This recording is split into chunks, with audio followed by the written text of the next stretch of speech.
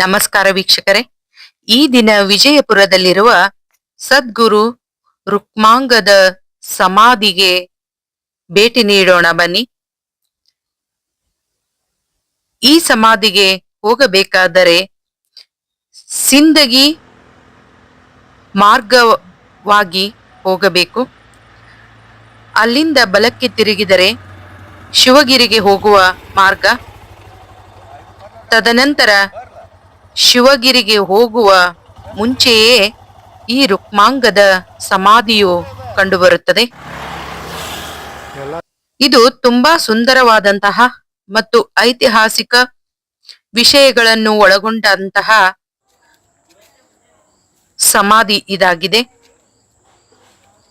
ಇಲ್ಲಿ ನಾವು ಭೇಟಿ ನೀಡಿದಾಗ ಹಲವಾರು ವಿಷಯಗಳ ಕುರಿತು ಚರ್ಚಿಸಲಾಯಿತು. ಅರ್ಚಕರನ್ನು ಭೇಟಿ ಮಾಡಲಾಯಿತು. ಅರ್ಚಕರು ಸಾಕಷ್ಟು ವಿಚಾರಗಳನ್ನ ಹೇಳಿದರು. ಪ್ರತಿ ಗುರುವಾರ ಇಲ್ಲಿ ಭಕ್ತರು ಭೇಟಿ ನೀಡುತ್ತಾರೆ. ನಾವು ಕೂಡ ಪ್ರತಿ ಗುರುವಾರ ಇಲ್ಲಿ ಭೇಟಿ ನೀಡುತ್ತೇವೆ. ಈ ದಿನ ಭವರೋಗ ವೈದ್ಯ ಸದ್ಗುರು ರುಕ್ಮಾಂಗದ ಪಂಡಿತರ ಬಗ್ಗೆ ತಿಳಿದುಕೊಳ್ಳೋಣ. ಅರ್ಚಕರನ್ನು ಭೇಟಿಯಾಗೋಣ ಬನ್ನಿ.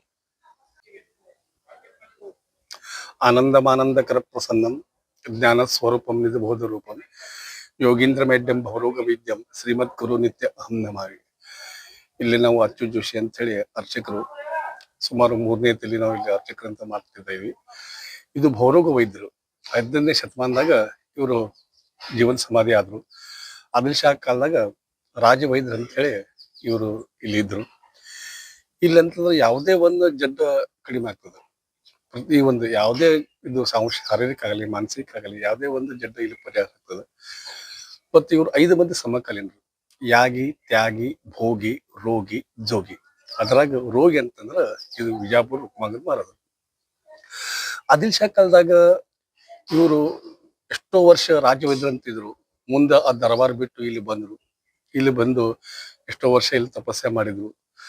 ಇವ್ರದ್ದು ಮೇನ್ ಅಂತಂದ್ರ ಪಾಂಡುರಂಗ ಉಪಾಸಕರು, ವಿಠೋಬಾನ್ ಭಕ್ತರು. ಸ್ವತಃ ವಿಠೋಬ ಇಲ್ಲಿ ಬಂದು ಇವ್ರ ಕಡೆಯಿಂದ ನಿತ್ಯ ಪೂಜಾ ತಗೊಂಡಿದ್ದ.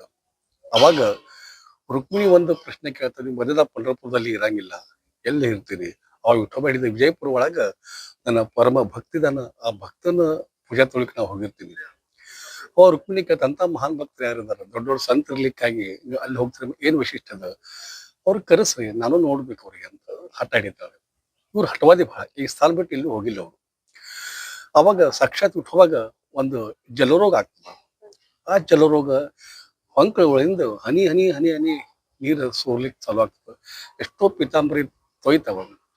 ಅವಾಗ ಅಲ್ಲಿ ಪ್ರಹ್ಲಾದ್ ಪಂತ ಬಡವೆ ಅಂತ ಹೇಳಿ ಅರ್ಚಕರು, ಈಗಾದ್ರೂ ಅವ್ರು ಮಂತಂದರಿದ್ದಾರೆ, ಅಲ್ಲೇ ಜಪ ಅನುಷ್ಠಾನ ಮಾಡ್ತಾರ. ಅದರಿಂದ ಕಡಿಮೆ ಆಗಂಗಿಲ್ಲ. ಅಲ್ಲಿ ವಿಠೋಬಾದ ದೃಷ್ಟಾಂತ ಆಗ್ತದೆ. ನನ್ನ ಜನ ಕಡಿಮೆ ಆಗ್ಬೇಕಾದ್ರೆ ದಕ್ಷಿಣ ದಿಶಕ್ಕೆ ವಿಜಯಪುರ ಒಂದು ಊರದಾಗ ಒಂದು ಭವರೋಗ ವೈದ್ಯರಿದ್ದಾರ. ಆ ನನ್ನ ಔಷಧ ಕೇವಲ ಅವನ ಕಡೆ ಅದ ಅಂತ ಹೇಳಿ ಹೇಳ್ತಾರೆ. ಅವಾಗ ದಿಲ್ಲಿ ತಗೊಂಡು ಇಲ್ಲಿ ಬಂದಿದ್ದದ. ಇಲ್ಲಿ ಬಂದು ಇವ್ರು ಕೇಳ್ತಾರೆ, ಎಲ್ಲಿಂದ ಬಂದಿರಿ ಅಂತ ಹೇಳಿ. ಇಲ್ಲ, ನಾ ಪುನರ್ಪುರಿ ಬಂದಿದ್ದೀವಿ, ಹಿಂಗೆ ವಿಠೋಬಾಗ ಹಿಂಗೆ ಜಡ್ ಆಗಿದೆ. ಸಾಕ್ಷಾತ್ ನಗ್ತಾರೆ. ಸಾಕ್ಷಾತ್ ವಿಠಲಗಿಂತ ಜಡ್ ಬರ್ಲಿಕ್ಕೆ ಸಾಧ್ಯ ಅದ. ಆಯ್ತು ಬರ್ತೀನಿ ಅಂತ ಹೇಳ್ತಾರೆ. ಮುಂದ ಧ್ಯಾನ ಕೊಟ್ಟ ವಿಠಲ ಮೂರ್ತಿ ಬರಂಗಿಲ್ಲ. ಭಾಳ ತ್ರಾಸ ಆಗ್ತದೆ. ನಾನು ವಿಠಲ ಬಂದಿಲ್ಲ. ಅದಕ್ಕೆ ತಕ್ಷಣ ಎದ್ದು ನಡ್ರಿ ಹೋಗೋಣ ನಡ್ರಿ ಅಂತ ಹೇಳಿ ಇಲ್ಲಿ ರಾಣಾ ಸುಗಂಧಿ ಅಂತ ಅಂಗಡಿ ಅದ, ಅಲ್ಲಿ ಕರಿ ಬುಕ್ಕಿಟ್ಟವನ್ನು ತಗೊಂಡು ಪಂಢರಪುರಕ್ಕೆ ನಡ್ಕೊತ ಹೋಗಿದ್ದ. ಅಲ್ಲೇ ಚಂದ್ರಭಾಗ ನದಿಯ ಸ್ನಾನ ಮಾಡಿ ಆ ಕರಿ ಬುಕ್ಕಿಟ್ಟ ಹೊಂಕಳಿಗೆ ಒತ್ತಿ ಬಂದಿದ್ದದ. ಕರ ಕಲಿ ರಥಾಂಗ ಕಿಂಚ ಪಂಡೋರ್ ಮೃದಾಂಗ ಕರಿ ರಿಪುಮದ ಭಂಗ ಕಮಲ ಕೋಪಿ ಭುಜಂಗ ಪದಗತಿ ತುರಂಗ ಪುಂಡಲೀಕ ಅಂತರಂಗ ಪ್ರಣತ ಹೃದಯ ಸಂಗ ಪಾತುಮಾನ್ ಪಾಂಡುರಂಗ. ಈ ಅಷ್ಟಕ್ಕೊಂದು ಬುಕ್ಕಿಟ್ಟು ಒತ್ತಿದ್ದದ. ಅವಾಗ ವಿಠೋಬ ಅಂದಿದ್ದ, ಪ್ರತಿಯೊಬ್ಬ ಮನುಷ್ಯಾಗ ಜಲ್ಮಿದ್ರ ಮೃತ್ಯು ಅದ, ನೀ ಅಮರಿರು, ಕಲಿಯುಗದಾಗ ನೀನ್ ಭಕ್ತರಿಗೆ ಬಹಳ ಅನುಕೂಲ ಇದ್ದಿ, ಅದಕ್ಕೆ ಸಂಜೀವನಿ ಸಮಾಧಿತು ಅಂತ ಹೇಳಿ ಫಾಲ್ಗುನ್ ಶುದ್ಧ ದ್ವಾದಶಿ ಮತ್ತು ತ್ರಯೋದಶಿ ದಿವಸ ಇವರ ಜೀವನ ಸಮಾಧಿ ತಗೊಂಡ್ರು. ಈಗಾದ್ರೂ ನಮ್ಮ ದೊಡ್ಡ ಪ್ರಮಾಣದಲ್ಲಿ ಉತ್ಸವ ನಡೀತಾ ಇದೆ. ಇಲ್ಲಿ ಸುಮಾರು 10,000-20,000 ಅನುಸಂಕಲ್ಪ ಆಗ್ತಾ ಇದೆ. ಅಷ್ಟು ಮಂದಿ ಇಲ್ಲಿ ಕೂಡ್ತಾರ. ಪ್ರತಿ ಗುರುವಾರ ಪಾಲ್ಕಿ ಸೇವಾ ಮತ್ತು ನಿತ್ಯ ಮಂಗಳಾರತಿ ಇಲ್ಲಿ ಇರುತ್ತದೆ. ಆಮೇಲೆ ಇವರು ತಂದೆಯವರು ಕೃಷ್ಣ ಪಂಡಿತರು, ತಾಯಿಯವರು ಲಕ್ಷ್ಮೀಬಾಯಿ. ಮತ್ತು ಇವರು ಮೂಲ ನಕ್ಷತ್ರದಲ್ಲಿ ಹುಟ್ಟಿದರು. ಎಷ್ಟೋ ವರ್ಷ ಇವ್ರು ಕೃಷ್ಣ ಪಂಡಿತರಿಗೆ ಮಕ್ಕಳಿದ್ದಿದ್ದಿಲ್ಲ. ಇವ್ರು ಒಂದು ಹೆಣ್ಣು ಮಗು ಆಯಿತು. ಆಕೆ ನಾಮಕರಣ ಅಂದ್ರೆ ಭಾಗೀರಥಿ ಬಾಯಿ ಮತ್ತು ಎರಡನೇದಂದ್ರೆ ರುಕ್ಮಾಂಗದ. ಎಷ್ಟೋ ವರ್ಷ ಇದ್ರು. ಕಾಲಾಂತರ ತಂದೆಯವರು ತಿಳ್ಕೊಂಡ್ರು. ದೊಡ್ಡ ವಿಖ್ಯಾತ ಜ್ಯೋತಿಷ್ ಪಂಡಿತರು. ಆಮೇಲೆ ಮುಂದೆ ಇದು ಆ ತಂದೆಯವ್ರು ತಿಳ್ಕೊಂಡ್ಮೇಲೆ ಇವರು ಅಕ್ಕನ ಆಶ್ರಯದಾಗ ಬೆಳೆದ್ರು, ಭಾಗೀರಥಿ ಆಶ್ರಯದಾಗ. ಇವ್ರು ಗುರುಗಳು ಗೌರಾನಂದ ಯತಿಗಳು. ಆಮೇಲೆ ಕಾಶಿ ಹತ್ರ ಹೊಂಟಾಗ ಇಲ್ಲಿ ಕೇಳ್ತಾರ, ಇಲ್ಲಿರು ಕೃಷ್ಣ ಪಂಡಿತರ ಮನೆ ಎಲ್ಲಿದೆ ಅಂತ ಕೇಳ್ತಾರ. ಅವಾಗ ತೋರಿಸ್ತಾರ. ಅವಾಗ ಇಲ್ಲಿ ಮುಸಲ್ಮಾನ್ ಸಾಮ್ರಾಜ್ಯ, ಈ ಬ್ರಾಹ್ಮಣ ಮನೆ ಒಂದೇ ಇತ್ತು ಇಲ್ಲಿ. ಅವಾಗ ಇಲ್ಲಿ ಅದ ಅಂತ ಹೇಳ್ತಾರೆ. ಆಮೇಲೆ ಬಂದ್ಮೇಲೆ ಭಾಗೀರಥಿ ಒಳಗಿಂದ ಬರ್ತಾವ, ಸಾಕ್ಷಾತ್ ನಮಸ್ಕಾರ ಮಾಡ್ತಾವ. ಎಷ್ಟು ವರ್ಷ ಆದ್ಮೇಲೆ ನನ್ನ ಗುರುಗಳು, ನಮ್ಮ ಮಂತ್ರ ಗುರುಗಳು ಬಂದಿದ್ದಾರೆ ಅಂತ ಹೇಳಿ ನಮಸ್ಕಾರ ಮಾಡ್ತಾವ. ಬಹಳ ಆಶ್ಚರ್ಯ ಆಗ್ತದೆ ಆಕೆಗೆ.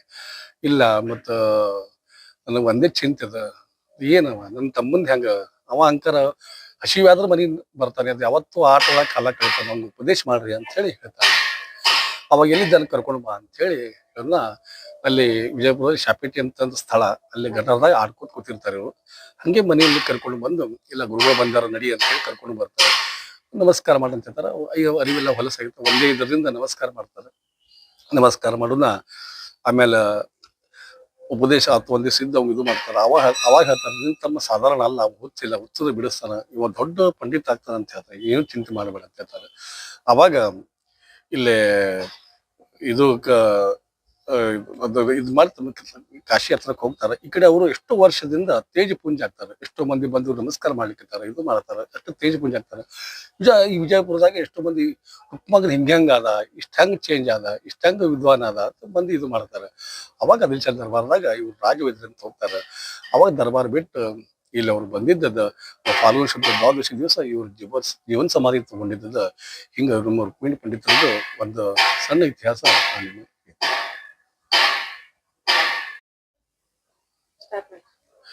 ಇನ್ನೊಂದು ಪವಾಡ ಹೇಳ್ಬೇಕಂದ್ರೆ, 17ನೇ ಶತಮಾನದಾಗ ಪ್ಲೇಗು ಮತ್ತು ಕಾಲರಾ ಇಲ್ಲಿ ಬಂತು ವಿಜಯಪುರದಲ್ಲಿ. ಅವಾಗ ಎಷ್ಟೋ ಜನಸಂಖ್ಯೆ ಕಡಿಮೆ ಆಯ್ತು. ಅವಾಗ ಈ ಮಂದಿ ಎಲ್ಲ ಜನಸಂಖ್ಯೆ ಇಲ್ಲಿ ಬಂದರು. ಅವಾಗ ಗುರುಗಳು ಒಂದು ಮಹಾಮಾರಿ ಅಷ್ಟಕ್ಕೆ ನಿರ್ಮಾಣ ಮಾಡಿದ್ರು. ಮಹಾಮಾರಿ ಅಷ್ಟಕ್ಕೆ ಅಂದು ಮಹಾಮಾರಿಯಲ್ಲಿ ಪ್ರತ್ಯಕ್ಷ ಆಗಿದ್ದದು. ಅವಾಗ ಗುರುಗಳಿಗೆ ಕೇಳ್ತಾರ, ಯಾಕೆ ಪ್ಲೇಗ್ ಕಾಲರಾ ಬಂದ್ಮೇಲೆ? ಅದಕ್ಕೆ ನಾನು ಮಹಾಮಾರಷ್ಟಿಕ ಅಂದ್ಮೇಲೆ ಆ ಮಹಾಮಾರಿನೇ ಇವ್ರಿಗೆ ಶರಣಾಗಿದ್ದದ. ಶರಣಾಗಿ ಆಕಿ ತಿರುಗಿ ಹೋಗಿದ್ದದ. ಅವ ಹಿಡ್ಕೊಂಡು ಪ್ಲೇಗ್ ಕಾಲರಾ ಇದು ಆಯ್ತು. ಆಮೇಲೆ ನಾವು ಕೋವಿಡ್ ಬಂತು, ಆ ಕೋವಿಡ್ದಲ್ಲಿ ಈ ಮಹಾಮಾರಿ ಅಷ್ಟಕ್ಕ ಬಹಳ ಉಪಯೋಗ ಆಯ್ತು. ಅದಕ್ಕೆ ನಾವು ನಿತ್ಯ ಈ ಮಹಾಮಾರಿ ಅಷ್ಟಕ್ಕ ನಾವು ಇದು ಮಾಡಿ ಪಠಣ ಮಾಡಿ, ಸರ್ವೇ ಜನ ಸುಖಿನೋ ಭವಂತು ಈ ಮಂತ್ರ ನಾವು ಪಠಣ ಮಾಡ್ತೀವಿ. ಇದರಿಂದ ಕೋವಿಡ್ ಅನ್ನು ಎಷ್ಟೋ ಜನಸಂಖ್ಯೆಯಾಗಿ ಎಷ್ಟೋ ಮಂದಿಗೆ ಉಪಯೋಗ ಆಯ್ತು ಅಂತ ನಾ ಹೇಳ್ತೇನೆ. ಇದು ಛತ್ರಿ ಸಮಾಧಿ, ಕಾಶಿ ಪಂತ್ ವಿಷ್ಣು ಪಂತ್ ಛತ್ರಿ. ಇದು ನಮ್ಮ ಹಿಂದೂಸ್ತಾನದಾಗ ಫಸ್ಟ್ ಸರ್ಕಸ್ ಓಪನಿಂಗ್ ಮಾಡಿದ್ರು. ಅವ್ರ ಸಮಾಧಿನೂ ಇಲ್ಲಿ ಅದ. ಅದಕ್ಕೆ ಟೋಟಲಿ ಇಲ್ಲೇ 24 ಸಮಾಧಿ ಅವ ಟೋಟಲಿ. ಅದ್ರಾಗ ಮೇನ್ ಸಮಾಧಿ ಅಂತಂದ್ರೆ ಜೀವನ ಸಮಾಧಿ ಅಂತಂದ್ರೆ ನಮ್ಮ ರುಕ್ಮಾಂಗದ ಮಹಾರಾಜ. ಟೋಟಲಿ 24 ಸಮಾಧಿ ಅದ. ಅದಕ್ಕೆ ಇಲ್ಲಿ ಅದಕ್ಕಿಂತ ಇದು ಮೇನ್ ಅಂದ್ರೆ ಛತ್ರಿ ಸಮಾಧಿ. ಅಂದ್ರೆ ಇವ್ರು ಹಿಂದೂಸ್ತಾನದಾಗೆ ಫಸ್ಟ್ ಸರ್ಕಸ್ ಓಪನಿಂಗ್ ಮಾಡಿದ್ರು. ಅವ್ರ ಸಮಾಧಿನೂ ಇಲ್ಲಿ ತಗೊಂಡಿದ್ರು. ರುಕ್ಮಾಂಗದ ಪಂಡಿತರ ಅಕ್ಕಪಕ್ಕದಲ್ಲಿ ರಾಜೀವಾನಂದ ಮತ್ತು ಗುರು ದತ್ತಾತ್ರೇಯ ಮೂರ್ತಿಗಳು ಕೂಡ ಕಂಡುಬರುತ್ತವೆ. ಪ್ರತಿದಿನ ಇಲ್ಲಿ ಪೂಜೆ ಅರ್ಚನೆ ನಡೆಯುತ್ತಿದ್ದು,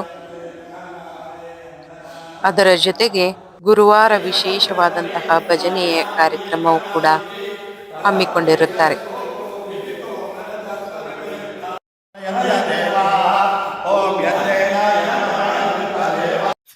ಸಾಯಂಕಾಲದ ಪೂಜಾ ಸಮಯದಲ್ಲಿ ಭೇಟಿ ನೀಡಿದಾಗ ಪೂಜೆ ಮತ್ತು ಅರ್ಚನೆ ನಡೀತಾ ಇತ್ತು. ಜೊತೆಗೆ ಭಜನೆಯನ್ನು ಕೂಡ ಮಾಡ್ತಾ ಇದ್ರು.